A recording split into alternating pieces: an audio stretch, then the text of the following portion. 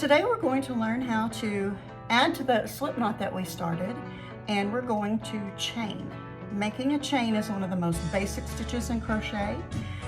Many of your other stitches depend on doing the chain first to be able to complete the other stitch patterns. You're going to make a loop. You're going to pinch off a little piece.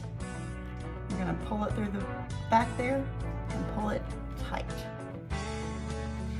Then you're going to add your crochet hook. You're just going to pull it through, tighten it up onto the hook, and you're ready to begin. Now, holding your crochet hook, there are a couple of different schools of thought. I actually do what is called a pencil grip. I tend to hold mine like a pencil. There is also a knife grip where you hold it like you would hold a knife, like you're cutting your meal. Either way works. When I'm using bigger hooks and bigger yarn, I tend to go more toward the knife grip because it gives me a little bit more control when the yarn is heavier or thicker. But in my regular crochet, I usually do a pencil grip. Your mileage may vary. You can use whatever is most comfortable for you. But what we're going to do, since this is the first time you've ever made a chain, I'm going to show you an easy way to do it, and then I'll show you another way to do it, okay? What you're going to do is you're going to hold onto your hook. You've got your loop on there, we've tightened it up, and then you've got your working yarn pulling off of the skein. I want you to take your yarn, pull it over the top of the hook like this. Okay? Then I want you to take this loop, the slip knot that we made, and I want you to pull it over the end, just like that, and pull it down just a little. You've just made your first chain. Put your yarn over your hook, take the loop, pull it over, pull it through. You've just made your second chain. Take your yarn, pull it over your hook. You've got two loops on your hook. Pull it over, pull it through. You just made your third chain. Now you will notice as you chain more and more, it will begin to look like a braid, like when you've braided hair. And that's exactly what you want it to look like on one side, is the braid. The other side will have little bumps in the middle of the back of the stitch, and that's what you want. You want bumps in the back, you want the braid in the front. So while you're first learning, just put your loop of yarn over your hook, pull it over, and pull it up just a little. Once you get pretty comfortable with that and you can kind of see what the stitches are going to look like, then you're ready to try to do it the real way, I guess you could say. This is the common way.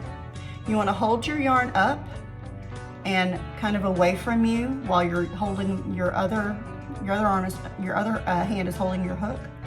And you want to reach over, and you're going to go up under that yarn, and you're going to pull it through towards you. Sometimes it's a little bit easier if you kind of twist and scoop in a motion to try to get that yarn through. Again, you're going to reach over underneath the yarn, put it over your hook just like we did before, and then instead of using your hand to pull it over, you're going to kind of twist your hook and pull it down and up, and you'll have the same pattern repeating. If that's a little too much for you at first, you can still get the same exact thing by doing it this way. This is the way that I teach kids how to do it. So I want you to practice doing a chain, because your chain is going to be very important. One thing about your chain, you want all of your stitches to look even.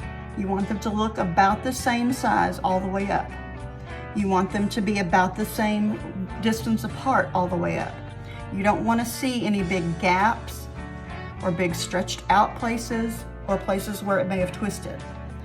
So your goal is to make sure your chain stitches are in a row, evenly spaced and evenly taut all the way through.